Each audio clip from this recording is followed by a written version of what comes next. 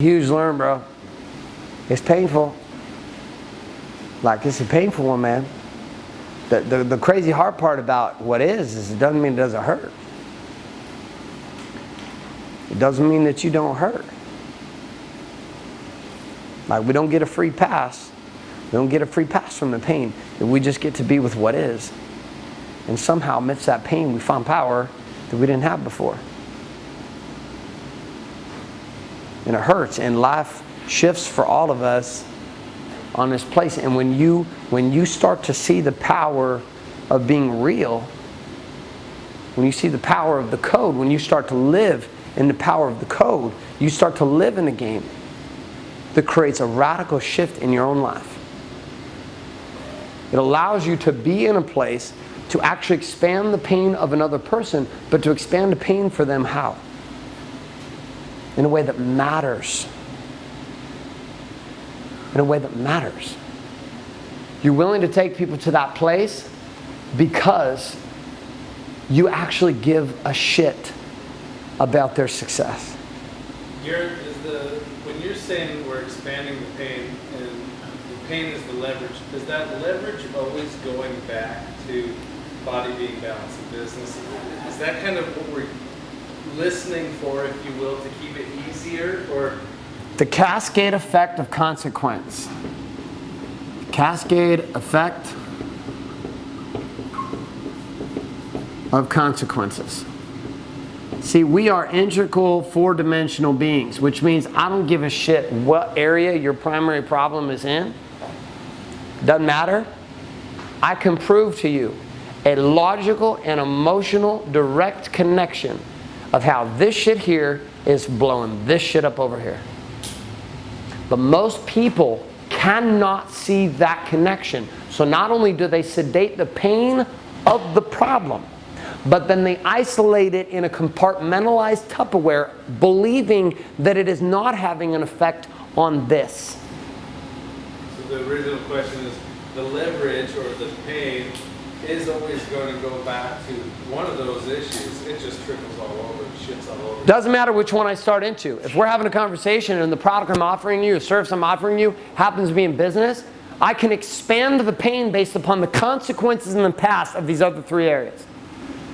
I can take that pain into the future based upon not only the area we started the conversation on, but also across the other three. So when you start to do this, it's not just we take a problem or challenge and we make it 2 times bigger. We now make it 100 times bigger because it's exponential. It's not just going here, it's going here and here. And all we're bringing it down to when we're saying, here's this trigger point, this thing that's going on in here, and look at how big the fucking shit has been in the past, and look how big the shit's going to be in the future, and look where you are. Can you see this fucking issue is a lot bigger than you want to believe it is? And dude, you can do it on anything.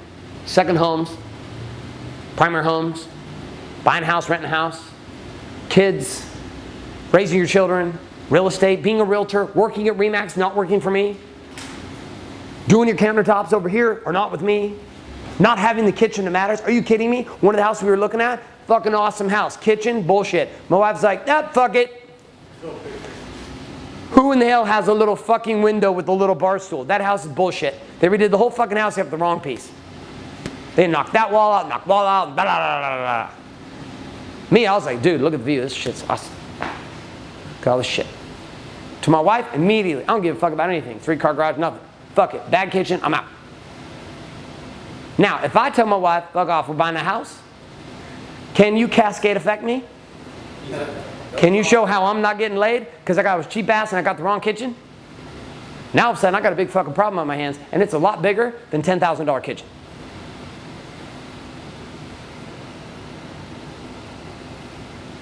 So it doesn't matter what the topic is. The shit works across the board. When we move from expand the pain, past, future, present, we bring it back to the present, and we move into the next step. Hey, can you repeat those questions again? How the questions you use for the past, present, future? So I'll typically go back just a couple years. I don't go back like a long time. Sometimes I'll just go back a couple months. But I'll go back based on how the scenario went, situation went. Just move them back. Hey, will you go out and tell Greg, like, we're not in a place to have him come in right now, but if he wants to come back in like an hour, cool. What are the consequences? What was it? So as I look back over the past, I'm saying, okay, well listen, what has been the cost? Here's how the painful reality is for you right now. My question for you is, what's been the cost the last 2 years? What's been the cost for you? You've been trying to look for this house over and over and over again. You can't get the house that you want. What's it cost? I'm going to tell you right now, it's like stressing my wife out. Stressing her the fuck out. And that stress Caesar leads to me. And that stress inevitably cascades into all this other shit. So because I'm not dealing with this, look at all the consequence. So I help them clearly see that. What's been the cost? And then I'll say, what will be the inevitable future if nothing changes? Nothing changes, and you keep playing the game the same way, where are you going to be? John and I were on the phone, 6 o'clock in the morning, 2 weeks ago, on my cell phone, sitting in the car outside my office, having this exact conversation. And I was saying, dude, what's been the cost? And I'm saying, where the fuck is it going to go, dude? Where are you going to be in like 2-3 years, honestly? And you're like, fucking in the grave. I was like, okay, well, let's fucking live. And we got to change this shit. You got a bigger problem on your hands than just dealing with this shit. We got your life on your hands now. Now it's like live or die. Make sense? Okay.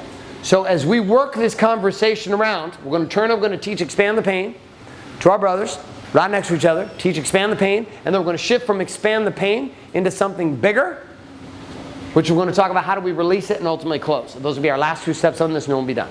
So move to your brother right here, expand the pain, and leverage. We're going to share this one again, minute and a half, turn to the same person you were teaching. Here we go. Step 4. Release the pain. Can I just throw out a quick question on the Sure. last issue?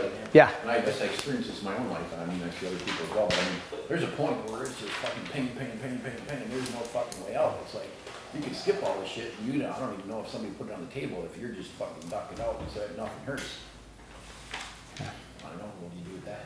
If everybody's going to be in a different place. Like some people, this entire model from communicate message to where we'll be here at step 5 or step 6 is like all happens within 5 minutes. And these are people who are they're the heavy fruit on a tree that are just like, fuck it, I can't do this anymore, I'm out. Like I'm in, but I'm out. Like I have been hurting or I have been experiencing this problem for so fucking long. Like I am beyond, I surrender. If you can help me get there, I am fucking in. And like if this doesn't work out, fuck it, I'm out. No bullshit. So some people do come to you, and some contracts, some businesses, even like when you're doing business to business, some businesses are at that place. They're like, this is our final shot. Like you either fucking help us turn this bitch around or we are going under. So this is our last shot. We're hoping we can put some shit together. We don't need to be saved, but we are kind of fucked here if we can't turn this around. So yeah, we're there. Like this is our final shot. We're going for the end zone or we're fucking done. Back against the wall. We've got no other choice. And so people will reach you in that place. And so a lot of this, you're filtering all of this based upon how fast people move through it. You got some people that are like, what are you doing? Like, I'm ready, here's a card. Like, I fucking don't care. Let's go. Because like the shit I'm in is fucking horrible. I cannot go back there. Even if this shit don't work at all. At least I'm going to make pretend for a minute, Wiz. Because like this is fucking horrible. I hate my body so bad, I can't do this shit anymore. I'm too tired. I don't give a fuck how much it is. I'm in. My kids and raising my children is such a goddamn nightmare. I can't do this anymore. I'm going to kill my kids or you're going to help us turn this around. Because like I'm at a point, I can't fucking deal with my kids anymore. I am starting to wonder if I'm even sane because I'm having thoughts of literally like beating the shit out of my children. And I don't know how to deal with it.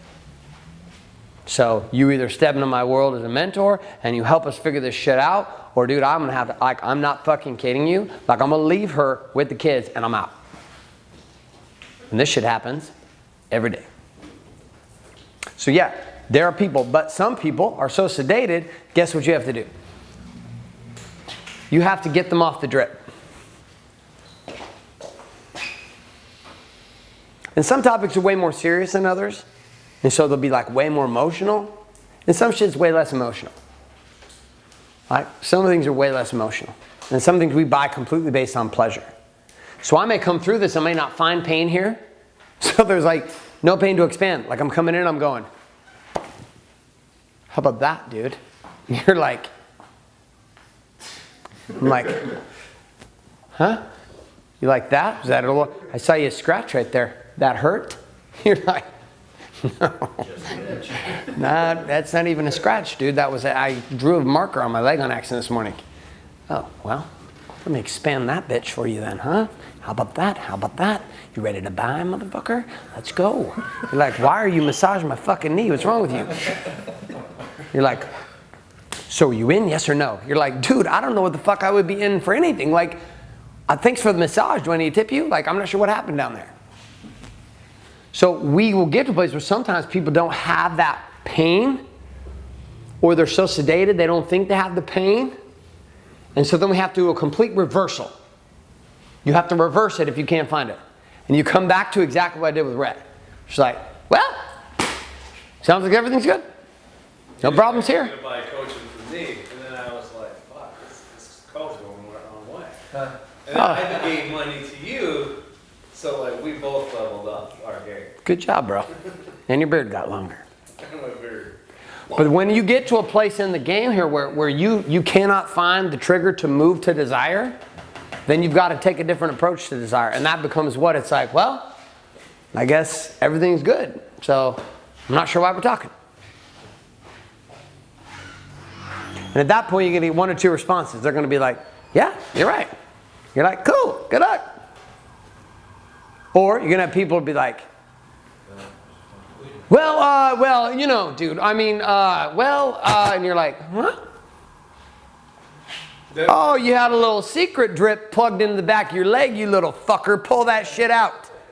Okay, dude, okay. It's really just like over here. I think I did it with Blake, too. It was with Blake, because Blake said, well, like things are good, I think. I'll wait on call. No one's there. Oh, wait, no, it wasn't with you. No, that was Adrian. What was his? I didn't know what was. I didn't know. Jesse. It was Jesse Ewell. Yeah, I had a guy that sat on hold at Fucking hour and a half. 2 o'clock in the morning. He sat on hold for 2 hours on the voicemail. He called into one of our call services on accident because our infusion stop got wrong, and he sat there for 2 hours at 2 in the morning. He thought it was a test. He's like, this is a fucking test. These fuckers are testing me. I'm fucking getting to Warrior Week. I'll sit here all goddamn night. Like I did for 2 hours, like, welcome! Yeah. Congratulations, you're in. He was. Like, it was so funny. He messaged us. We were like, how long were you on there? I was on there for 2 fucking hours. Obviously, my seduction worked. Because he's sitting in the game and his pain was so intense, he's like, I can't fucking not be in this shit. I'm going to say here, this is a test. Look at the reframe in his own brain. I got to have this shit. Desire, reframe, complete insanity, 2 in the morning call, sit for 2 hours. So this place right here, though, when we go to leverage, you've got to do takeaway. Takeaway. Which is, I guess everything's good. Looks like you're going to be just fine with the Walmart countertops. It's not my marriage. It sounds like you're good, though. Sounds like things are going to work out nice for you. Sounds like you got the answers for yourself. I was sitting there with my wife, and I was doing this constantly, because I would go here, sit time to watch it. I'd go here, try to go here. She wouldn't let me. She wouldn't give me the leverage. She wouldn't give me the leverage. She wouldn't give me the leverage. So I was like, cool. Sounds like you got your answers then. And she would be like, well, you know, but what are you thinking? So she would keep coming down the ragged, and then I would try to go leverage, and she wouldn't give it to me, and then I'd be like, well, yeah. And what are you going to do about that? Sounds like you have it all figured out. And then she would come back to the little ego morphine drip, and then she'd swing back around again to the trigger, and I'd be like, are you ready to actually like give me control yet? Because I'm going to leverage you down to the hole if we need to go there. Are you ready? Nope. Okay, cool. No worries. And she never let go. So I just keep letting there. And this conversation will just keep going until she what? Unplugs from the drip and gives me access. Do you think they're trying to control the conversation? Women?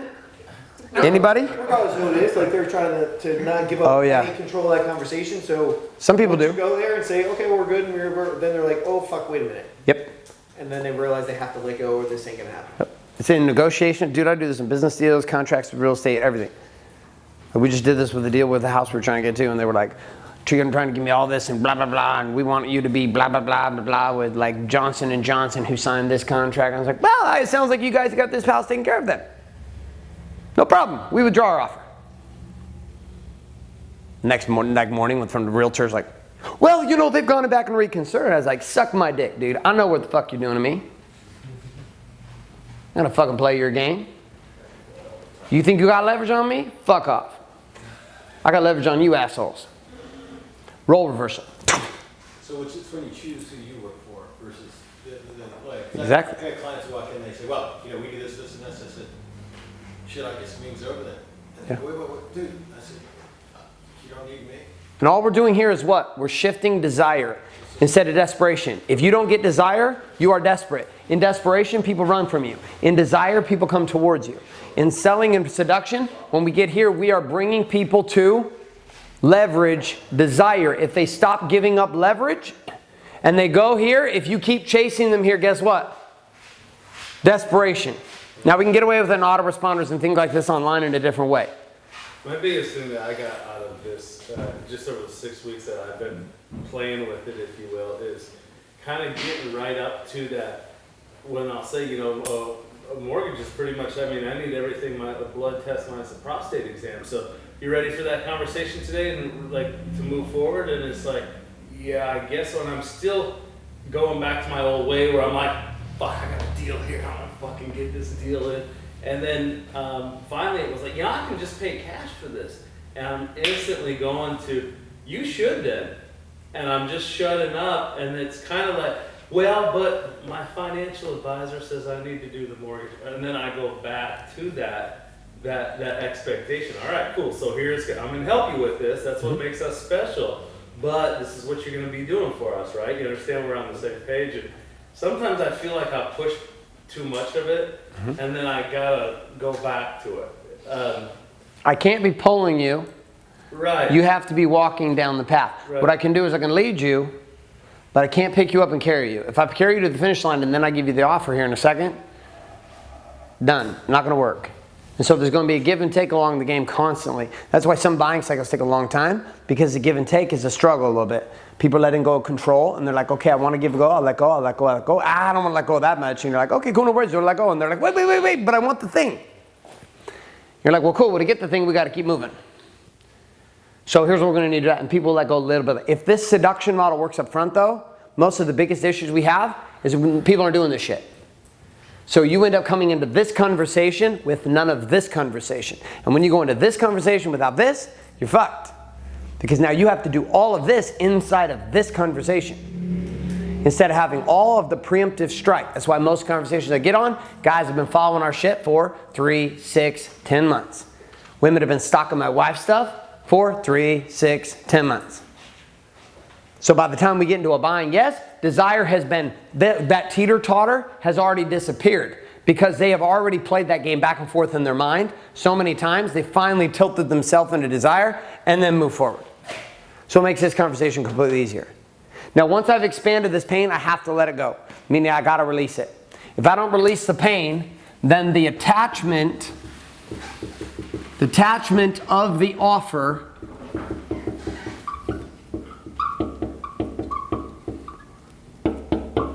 will link itself to the pain. If I make the offer while they're still in pain, they're going to link up and associate inside their own mind and their heart the shit that I'm saying and what I'm offering is painful. And subconsciously, they won't get it. But they will want to say yes, but there will be something in them that's saying no, because their mind thinks that they're just stepping into more what? More fucking pain. So they'll want to say yes, but inside there'll be this weird mix, and so it will create all this weird buyer's remorse. Okay, we're in. Okay, we're not. And so we've got to release it on purpose and intentionally. We get them to this big, huge pain, and then we say, okay.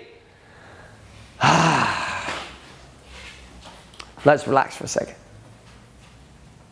Greg, what might be possible? Let's imagine for a second. Let's just clear all this up. Let's imagine for a second that we could solve all this shit. And that you could get realer than you've ever been before. And I want you to imagine for a second a relationship. Not a side girlfriend or a marriage that's kind of confusing, but a relationship with a powerful woman in your space. Not one that continues to tell you to be quiet, Marty, and calm down, but one that actually enjoys and celebrates the brilliance of who you are and lets you be all of who you are all the fucking time, and actually gets pissed when you are not fucking all of who you are, including the outrageous asshole and the calm, methodical assassin. Imagine what that would be like, and I want you to paint for me what might be possible in a relationship like that. And we take the person away from this fucking painful shit, and we say, let's assume we could fix that. Like, it could go away, it could be healed, it could be mended, it could become something different. And let's step over here. Imagine what could be possible as a parent with your children if all of this shit we've been talking about, it was handled. Imagine what that might look like. And we take them to a place and we let them paint this future of possibility, aka moving them to where? Paradise. And now as their association has distanced themselves from the pain, it's moved into the pleasure of what could be possible. And in this place, we now expose again what? The gap.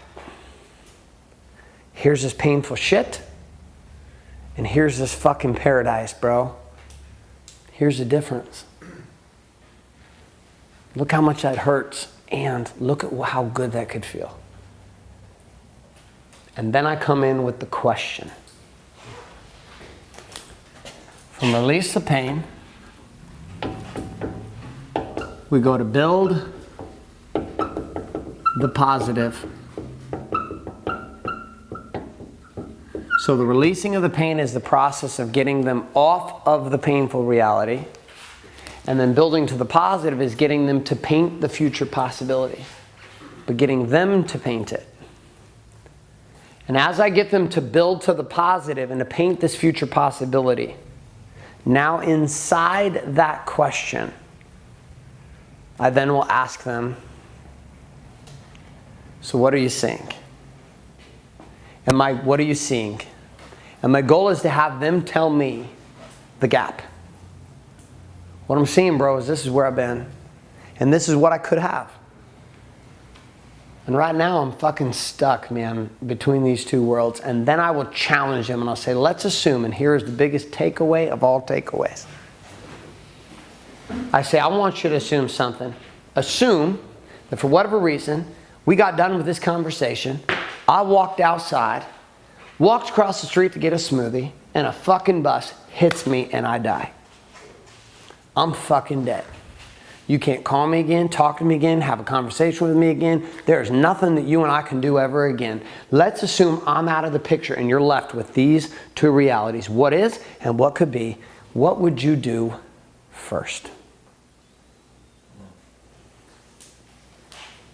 Now, by painting the graphic visual, and I'll get fucking graphic.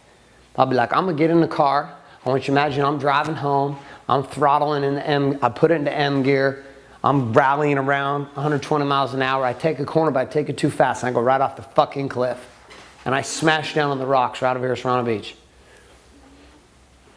Like, I'm dead. I call my wife. I'm fucking dead. You can't text me. You can't Facebook me. You're going to see my Facebook page load up with, holy fuck, he's dead. The funeral's going to start to be announced 2 weeks from now. But guess what? Just because I'm dead, guess what you still have? You still have this problem. And you have this new possibility. So my question for you is, what would you do first? You're going to expose one or two things here. Number one, they're going to have no fucking idea what to do next. And they're like, I don't even know. I don't even know where I'd start. Not sure. And in doing this, you've already exposed what? The need for you. Second thing is, they may give you a really good fucking plan. They say, I would do this and this and this. You're like, that's great. It's fantastic. Then our offer becomes different. If they don't have a clue, then we go, listen, I'm going to help you have a clue. That becomes our next direction. If they have a clue, then our offer becomes, acceleration of that result with less suffering, less stress, and less pain. Either answer is fucking fine. We don't give a shit. If you're clear, it's actually easier. If you're not clear, there's still a lot of uncertainty around that. I love people who are clear. I would do this, this, this, and this. And you're like, awesome. Then the only reason that you and I would step into a relationship is because I can help you get there 2, 3, 4, 5 years sooner with less stress, less carnage, and less pain. So how fast do you want it? 3 years or 6 months? On the other side, it's like, awesome. The option is never or with me. So once they've painted that and I've taken either one of the paths, then I will step into a conversation that shifts the whole thing. And I'll say, so let me ask you this. Why is it a must for you to do this now? Tell me, why is it a must for you to have this result now? Today. You could wait 6 months. You could wait a year. You could wait 3 years. You could wait 5 years. You've already waited like 4 years. What if you just wait? Tell me why it is a must for you now. If they say it's not, I say, awesome. We're not a fit. Because I can only work with people who are ready to go now. Doesn't mean I don't love you. Doesn't mean I don't care about you. Just means right now, obviously, I can't add value to your life because you're wanting to do this next year. So, jump back on my list. I got some cool shit coming out, some cool rap videos we let out every month. We're going to let you hear about this from our mortgage company. And maybe next year. 9 out of 10 times, if you've done this correctly, guess what they say? They now tell you why they must move forward when? Now. Then we go to the final question. Once we build a positive.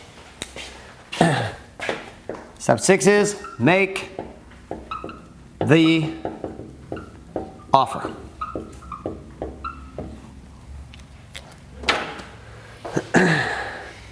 So now I back away from the whole thing and I make it like an announcement. So in our hair business and in Warrior and in tattooing, we make it an announcement. I'm like, awesome. Based on how our conversation has gone today and your demonstration that right now it is a must for you to leave this and go to here, I am 100% confident in our ability, in what we do, and your desires, and what you're searching for to launch you into the fucking stratosphere. My only question for you now is, are you in? Yes or no? Mute. And we'll train on this in Empire calls and challenge calls. Your mute button becomes your best friend through this entire call. Or in a person-to-person, I'm sitting and I'm doing what? Grabbing your own fucking dick, so you shut up. You got it, under the counter. Just sitting. This is why you must fucking meditate. This is why you must fucking be able to clear your triggers by doing the goddamn work. This is why we do power focus every day, Mr. Duncan. This is why we do positive focus every fucking day. Because if you're not, then you're going to sit in that point of conversation and you're going to fuck it all up. Why? Because you don't know how to hold space. And so you're going to get in there and you're going to get fucking jittery and you're going to say something and you're going to talk and you're going to fuck it all up. Instead of being able to do what? Mute. Or sitting across from somebody on maybe the biggest contract of your life and be like, so are you in? Yes or no? And breathe it in. Om. Empathy. Om. Power. Om. Integrity. And I don't think anything about the offer anymore when I'm talking to people. I was doing this on a real estate contract recently. Doing this in a contract for a new space for my wife's salon. Just sitting there. And it's funny because people get so fucking uncomfortable. They're so uncomfortable in that space. And they will sit there in that uncomfort and that discomfort because you have cleared all your fucking triggers. And you will sit there in the offer maybe of your life. The biggest kitchen job you've ever done. And you're sitting there with them and the pressure starts to build and the pressure starts to build, and the pressure starts to build, and they say, yes, I'm in. And then immediately we do what? Awesome. We'd like to get you started today. We take a deposit today over the phone on a credit card for $2,000. What card would you like to put that on? Mute. Shut your fucking mouth. You fill the space. You're going to hear them fidget. As their mind, it's fucking impossible to get out of it because the mind has said yes so many goddamn times. At this point, you have huge momentum on this person moving forward. Now, if it's not a credit card that you can take out and it's a contract, you do the same thing with a contract. You take it in that situation, and I do it virtually. I'm like, awesome, I'm about to email this contract. I just sent it to you. Pull up your email for me real quick. Awesome, it's a DocuSign. You see it right there in front of you? Fantastic. I need you to click here, and click here to sign, and it'll instantly return it to me, and I'm gonna send you wire instructions. What bank are you with right now? I'm with this bank. Okay, cool, awesome. I just sent you the wire instructions. You see those? Cool. Okay, I need you to get on the phone and call your bank right now and schedule the wire. And I used to think this was bullshit. It was like too aggressive. It was too this. Guess what it is? It's called giving a fucking shit about your clients. Because if you've done all this right, what do you know about them? They want this shit. But you also know they're human, which means they're going to be what? Pussies. Just like us. So we help them get there by eliminating all obstacles we possibly can to them saying no and backing out. I can tell you right now, there are 3 specific situations in the last 5 years. If the person who was seducing me did not fucking hold me to task to go now, this would not be here. You would not be here. Your lives would not be what they are right now if I had been allowed to be the fucking pussy I wanted to be in 3 different situations. I didn't want to sign the contract, I didn't want to get the house, and I didn't want to put the money down. I didn't want to put it on the card that day, 3 days before Christmas. I didn't want to put that $10,000 down. I didn't want to do it. Little did I know how much it was going to change everything about my life. So we're going to walk and talk on this topic. You're going to teach this to a buddy. We're going to walk the block, but we're going to walk the reverse direction. When we come back in, we're going to wrap up for today, and Satem is going to take us home. Cool?